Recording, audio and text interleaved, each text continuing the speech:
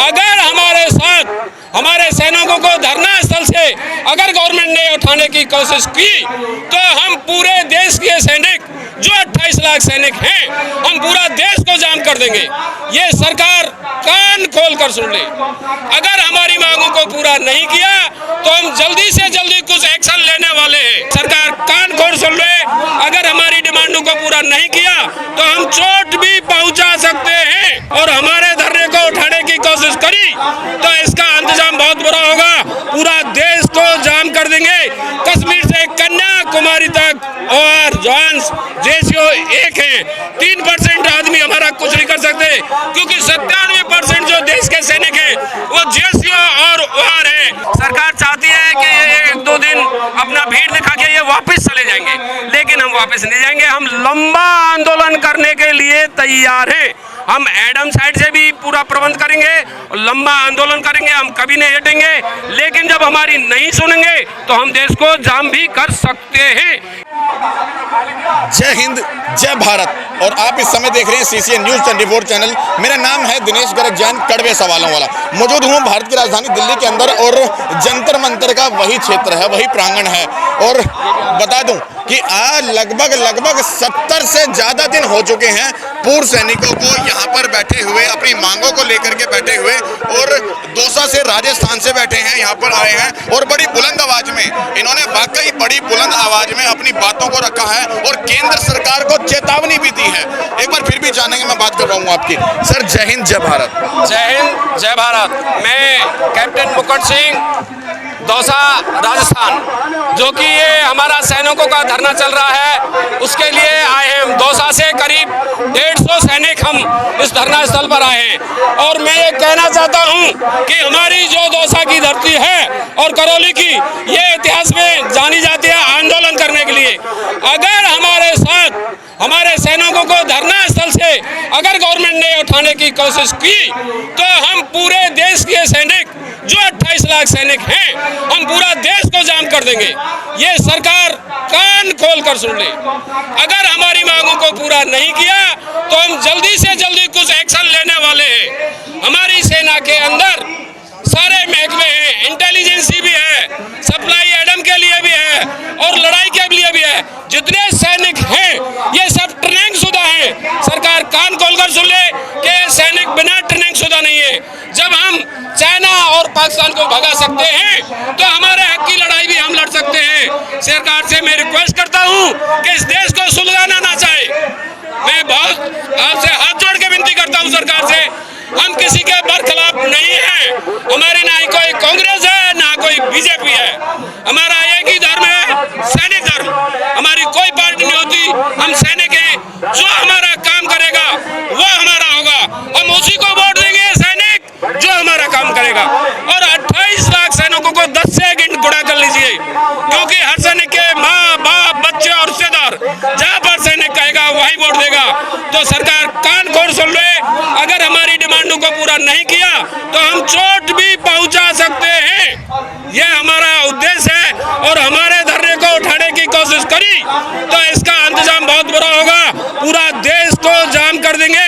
कश्मीर से कन्याकुमारी तक और जॉन्स जेसीओ एक है।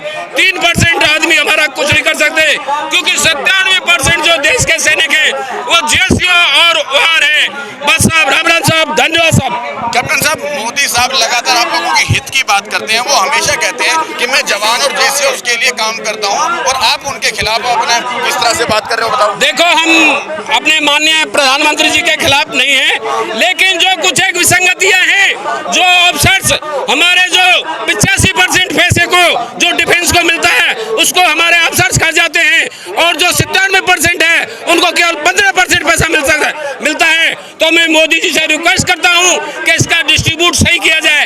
जैसे कि मिलिट्री सर्विस पे, क्या मिलिट्री में सर्विस ज्वाइन कर रहा है, जेसीओ कर रहा है, अफसर कर रहा है, तो उनको बराबर नहीं होना चाहिए। फील्ड जहाँ पर ग्लेशियर है वहाँ पर जवान भी रहता है और अफसर भी रहता है। जवान पेट्रोल करता है रात और दिन, उसको तो कम दिया जाता है, अफसर को ज़्यादा दिया जाता है। मैं चाहता हूँ कि अफसर की तनख्वाह बढ़ा दीजिए, हमें कोई आपत्ति नहीं है, लेकिन जितने अलाउंस हैं वो अफसर को भी बराबर दिया जाए और जवान को भी बराबर दिया जाए।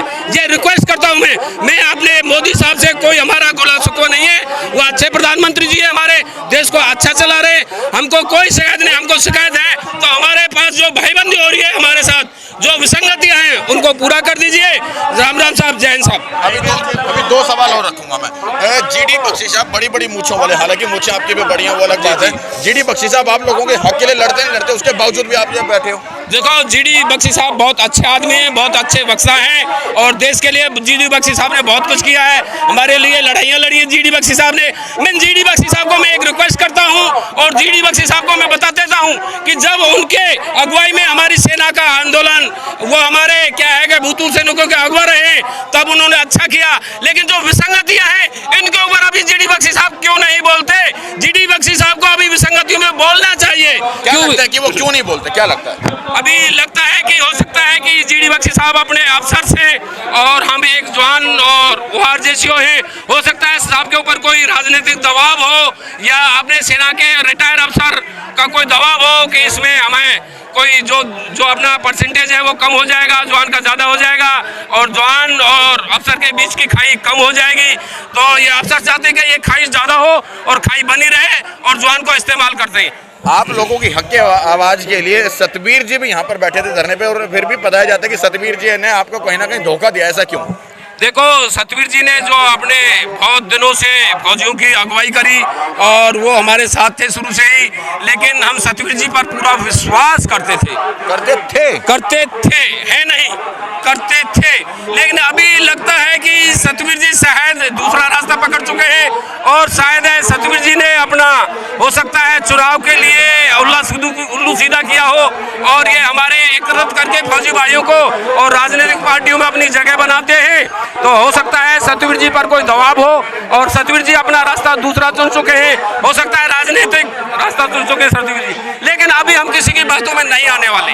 अभी हमारा जो जवान और जेसीओ एक रहेगा और हम किसी राजनेता की बातों में नहीं आएंगे और किसी अफसर की भी बातों में नहीं आएंगे। अभी आपने मुझे बताया कि अगर आपकी बातों को नहीं माना गया तो पूरे जो 27 लाख जो सैनिक हैं वो इकट्ठे होकर के देश भर में एक बड़ा आंदोलन कर सकते हैं और सड़कों पर उतर जाएंगे। आपको नहीं लगता कि क्या नाम है, ट्रकों की पटरियां उखाड़ देने से आपका रिजल्ट निकलेगा?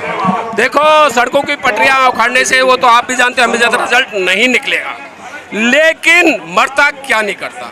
जब हमारी ताकत को सरकार, जो हम कम आदमी आते तो उसको हल्के में क्यों ले रही है? सरकार चाहती है कि ये 1-2 दिन अपना भीड़ दिखा के ये वापस चले जाएंगे, लेकिन हम वापस नहीं जाएंगे। हम लंबा आंदोलन करने के लिए तैयार हैं।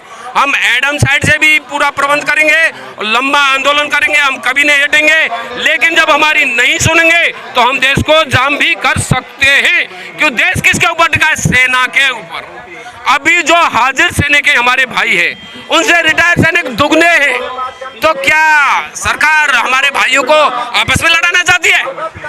जो गृह मंत्रालय के अंदर फोर्सेज आती है वो हमको संख्या बल में हमसे कम है, तो उनको अगर यूज करके हमको हटाती है तो ये नामुमकिन है। का सरकार कान खोल कर सुन ले कि लठ से, जूते से ये फौजी भाई नहीं हट सकते। फौजी भाई हटेंगे तो प्यार से हटेंगे और इनकी डिमांडों को पूरा करिए, ये जल्दी से जल्दी हटेंगे। ये सोचते हैं, ये हमने जिले वाइज बांटा है।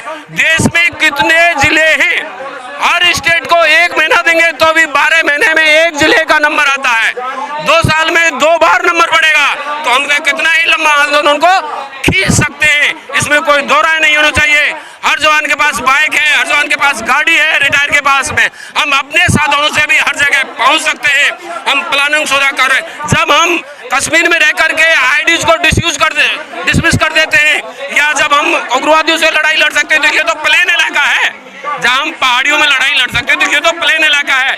जो हमारे को अगर उंगली उठाएगा, उंगली काटेगा, तो वो हम बर्दाश्त नहीं करेंगे। जो हमारी उंगली काटेगा उसका रिजल्ट हम अच्छा, ये तो नहीं कहते कि हम ऐसा करेंगे, लेकिन वो खुद दिमाग में सोच रहे हैं कि हम क्या कर सकते हैं।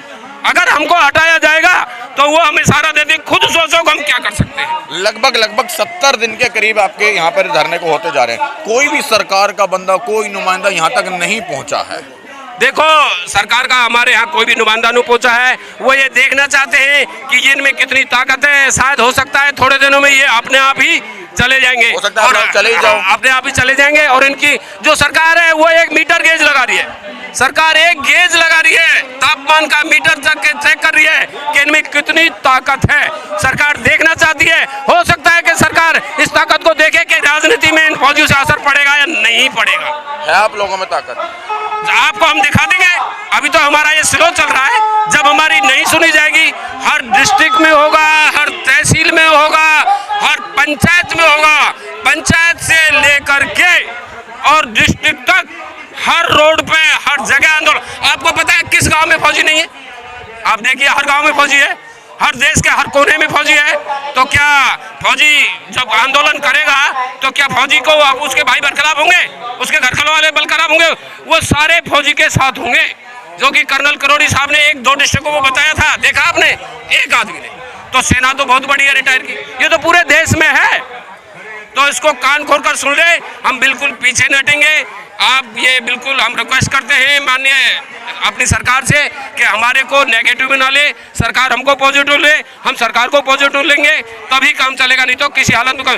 देश में पहली बार ऐसी स्थिति आई है जो कि हम सेना जो कि विदेश से लड़ती है, लेकिन देश के अंदर पहली बार सैनिक आंदोलन को कर रहे हैं।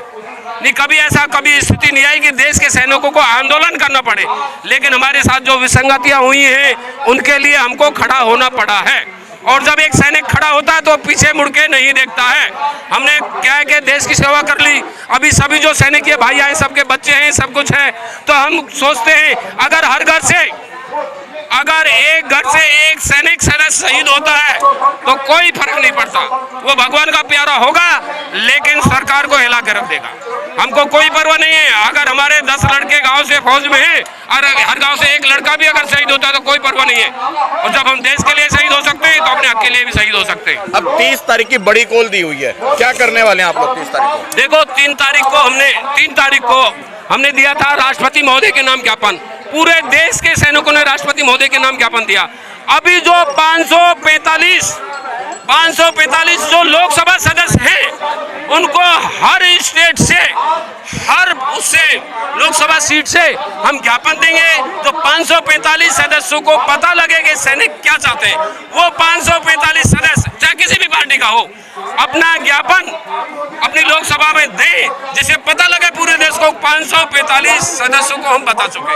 और हमारा भी संकेत हम देते हैं कि जब 545 लोकसभा सदस्यों को हम बता चुके तो बाकी कौन रह गया? उसके बाद में क्या कोई बाकी रहता है? जब 545 को बता देंगे तो कोई बाकी नहीं रहा। तो हमारे जो आंदोलन की भनक तब तो पड़ेगी। हर सांसद को हम, अगर लोकसभा सांसद को हम अपने देते हैं ज्ञापन को, तो वो अपने माननीय श्री प्रधानमंत्री जी को, राष्ट्रपति जी को देंगे, तब तो सबका पता लगेगा। और जब लोकसभा सदस्य अगर ऐसा नहीं करेंगे तो उनको हम बैकफुट भी हटाने में भी देरी नहीं लगाएंगे। अभी बड़ी media, national media, main stream media यहाँ पे पहुंची हुई है, लेकिन आप लोगों के धरने को कवरेज नहीं करती। देखो, ये जो मीडिया है ये तो एक सरकार की चाल है। जब सरकार को अपना फायदा होता है तो छोटी सी चीज को बड़ी दिखा देती है।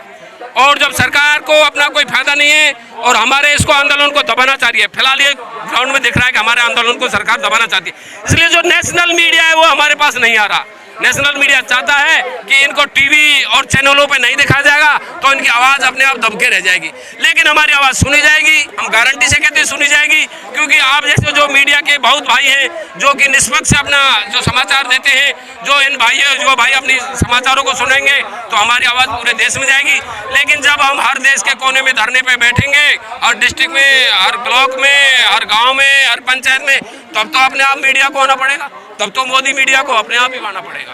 अच्छा, अभी जो पूर्व सैनिक अपने घरों से इस आपकी आवाज को सुन रहे हैं, उनको क्या मैसेज देना चाहोगे जो सुन रहे हैं आपकी आवाज? मैं सभी पूर्व सैनिक भाइयों को मैसेज देना चाहता हूं कि जब हम जो तारीख निश्चित करेंगे और जो डे निश्चित करेंगे, जो महीना निश्चित करेंगे, वो पूरी प्लानिंग शुदा कार्रवाई करेंगे। उस टाइम सभी भाइयों को बता दिया जाएगा कि अपने जोश में रहें और जोश के साथ होश को ना घें। उनको 30 तारीख को क्या करना है वो बताओ एक बार। 30 तारीख को जितने भी सैनिक भाई हैं वो हर डिस्ट्रिक्ट से जो अपने अपने सांसद हैं उनको इकट्ठा होकर ज्ञापन देंगे कि हमारी मांगों को, जो हमारे साथ विसंगति है, उनको पूरा किया जाए। और सांसद महोदय से हम रिक्वेस्ट करेंगे कि उसको माननीय प्रधानमंत्री जी और राष्ट्रपति के साथ हमारा ज्ञापन को पहुंचाया जाए। उसमें सभी देश के कोने कोने से, हर गांव से सैनिक इकट्ठे होंगे, लेकिन वो अपने डिस्ट्रिक्ट में और अपने सांसद के